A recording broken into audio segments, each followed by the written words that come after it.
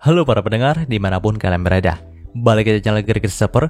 Oke, dalam video kali ini gue akan kembali membahas tentang LN Kage no Jitsukusa volume 5. Dalam part sebelumnya, kita sudah mengetahui kalau terjadi kekacauan yang janggal dalam Akademi Midgar, di mana para siswa yang ada di sana, termasuk Claire dan Alexia, terjebak dalam dimensi lain. Namun yang membedakannya, sekarang di setiap leher mereka sudah terpasang kalung penyerap mana yang punya mekanisme meledakkan diri ketika mana orang yang diserapnya itu telah habis. Maka dari itu, mereka semua harus bisa keluar dari sini sambil mempertahankan jumlah mana mereka. Untungnya Babang Kitasid itu yang menyamar sebagai seorang siswa bernama Suzuki pun mau membantu semuanya untuk menyelesaikan masalah kali ini.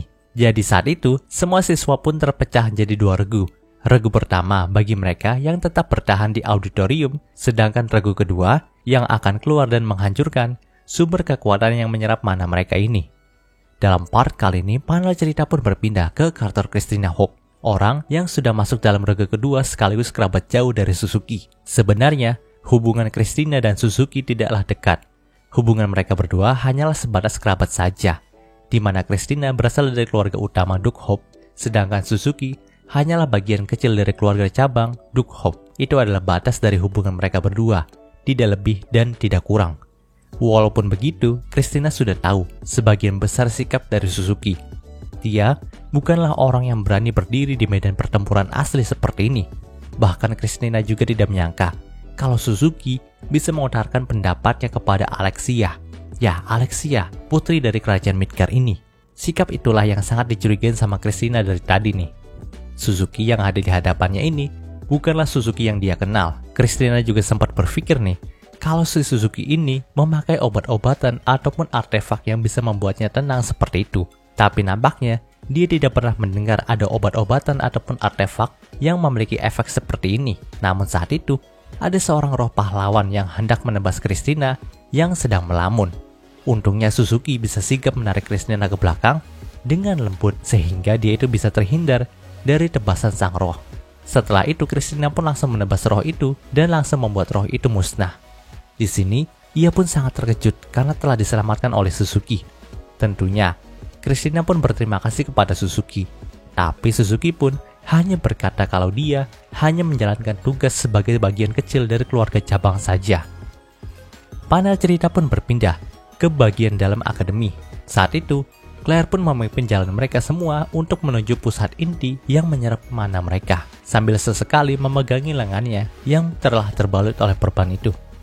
Melihat hal itu, Ishak pun jadi penasaran nih. Sebenarnya, kenapa lengan dari Claire itu dibalut sama perban? Di sini, Alexia pun menjawab kalau lengan Claire itu bisa mendeteksi arah mana mereka yang sedang terserap. Mendengarkan hal itu, Ishak pun kembali bertanya nih, apakah itu adalah rahasia dari pemenang Festival God of War? Alexia pun hanya mengiyakannya saja. Sebenarnya Alexia juga bisa menjelaskan kalau Claire mendapatkan kekuatan itu karena dirasuki oleh roh penyihir bencana yang bernama Aurora. Tapi, dia tidak mau memperparah kondisi ini dengan cerita yang tidak masuk akal itu. Namun tak lama kemudian, mereka pun mendengar suara teriakan yang berasal dari lorong itu. Setelah dilihat, ternyata ada seorang siswi yang masih tertinggal di sana dan tengah dikepung sama sejumlah roh kesatria yang hendak membunuhnya. Tentu aja baik Claire dan Alexia pun tidak membiarkan roh kesatria itu untuk membunuh sang gadis. Namun sayangnya jarak mereka dengan sang gadis lebih jauh jika dibandingkan dengan tebasan dari roh kesatria yang ada di sana. Jadi, mereka kira mereka itu nggak akan sempat menyelamatkan sang gadis. Tapi ternyata, Claire pun langsung menggunakan kekuatan tentakel yang dimiliki sama Aurora untuk mengekang semua roh pahlawan di sana. Lalu ia meminta Alexia, Christina, Nina, dan Ishak untuk membunuh semua roh pahlawan yang telah dikekangnya, menyelamatkan gadis itu dari ajal yang hendak menjemputnya. Namun nih, saat pertarungan itu, Christina tidak melihat Suzuki bergerak sama sekali. Bahkan Suzuki itu hanya diam saja sambil bersandar di dinding pojokan. Tentu aja, Christina pun langsung protes kepada Suzuki. Dia berkata kalau Suzuki tidak ingin bertarung, maka seharusnya Suzuki itu tinggal aja di auditorium. Mendengarkan hal itu, Suzuki pun menjawab dengan ketus nih. Walaupun tanpa bantuannya, Christina dan yang lainnya itu tidak akan kerepotan melawan para roh pahlawan yang tadi. Jadi ia lebih memilih menghemat mananya daripada harus membantu mereka. Terlepas dari itu semua, Claire pun langsung mendekati siswi yang telah mereka selamatkan itu. Sayangnya siswi itu telah mengalami patah tulang di bagian lengannya, dan mana yang tersisa dalam dirinya juga berada di bawah angka 100. Melihat hal itu, Alexia pun langsung membuka salah satu ruangan di sana untuk dijadikan tempat merawat siswi tersebut. Tapi ternyata pintu yang hendak dibuka sama Alexia itu terbuka sendiri, dan di dalamnya terdapat wakil ketua OSIS yang bernama Eliza. Panel cerita pun berpindah ke ruangan kelas. Saat itu, Eliza pun langsung merawat siswi yang diselamatkan oleh Claire tadi. Tapi anehnya, sang siswi itu nampak gemetar ketika lukanya dirawat sama Eliza. Bukan karena sakit dari lukanya, namun nampaknya dia sangat gemetar dan terintimidasi dengan para pengawal dari Eliza. Ya, selain Eliza, ada 4 orang siswa lainnya yang ada di dalam kelas itu. Dan juga ada 4 orang mayat yang entah kenapa bisa mati di sana. Dikatakan, Eliza mengumpulkan mereka semua untuk berlindung bersama. Namun sekarang ini hanya Eliza saja yang memiliki mana di atas 1000, atau lebih tepatnya 1971.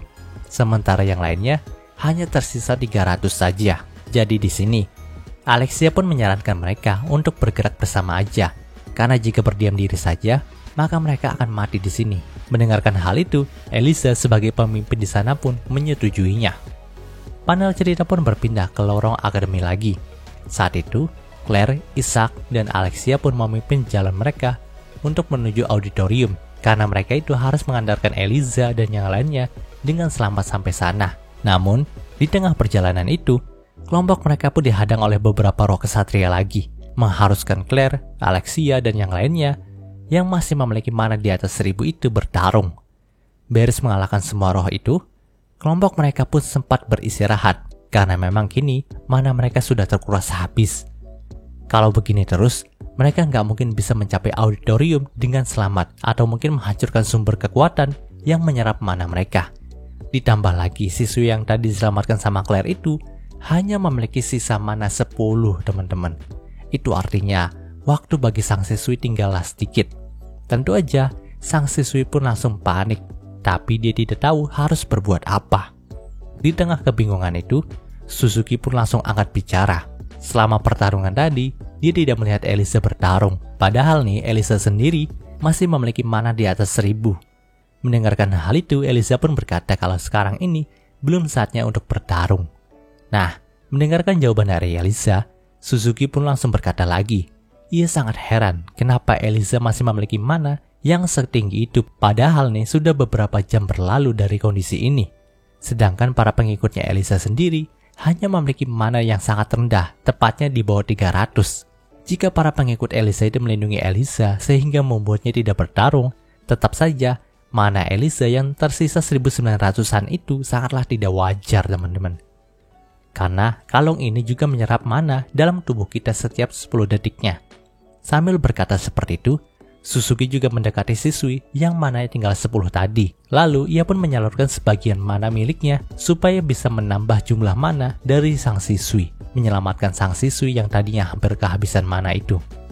Lalu Suzuki pun melanjutkan perkataannya, kalau Eliza pasti mengambil mana dari para pengikutnya. Maka dari itu, mana dari Eliza sangatlah banyak.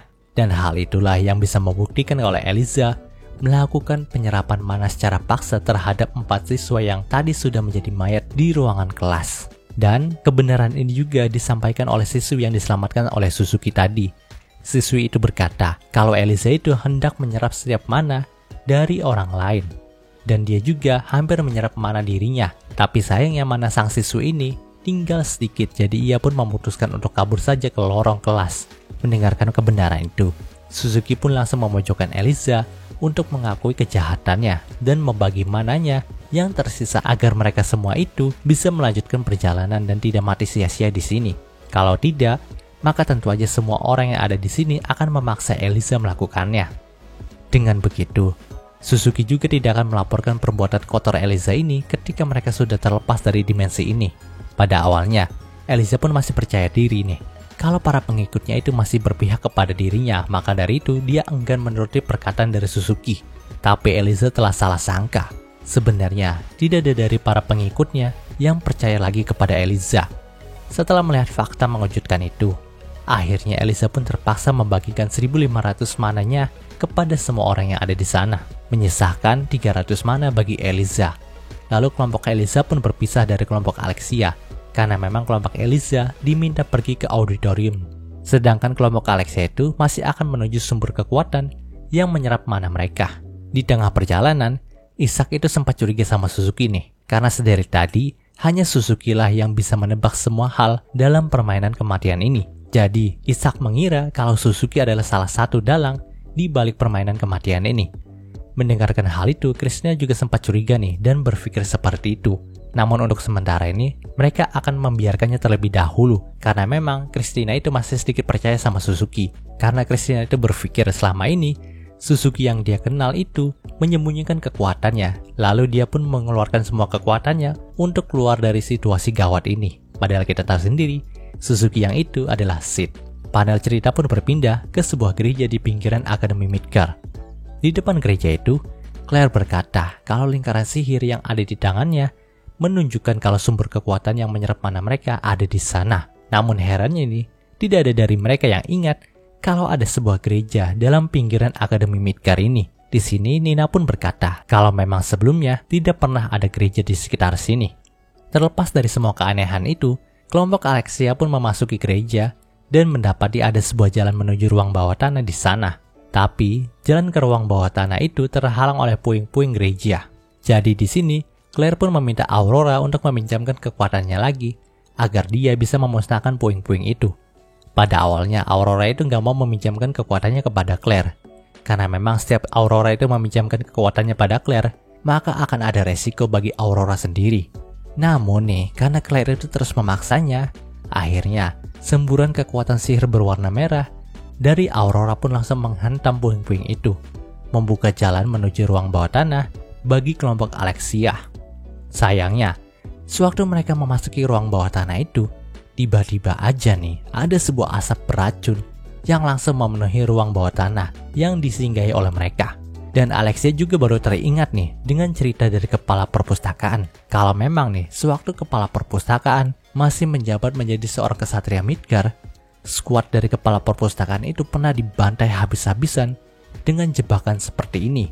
Tapi semuanya sudah terlambat. Tubuh Alexia dan yang lainnya sudah kaku dan tidak bisa digerakkan lagi. Lalu, yang lebih mengejutkannya, ternyata Isaac adalah orang yang menjebak mereka untuk datang ke sini. Dengan menggunakan topeng gasnya, Isaac pun berkata kalau ini adalah akhir dari Alexia dan yang lainnya. Ya, Isaac adalah salah satu dalang dari game kematian ini.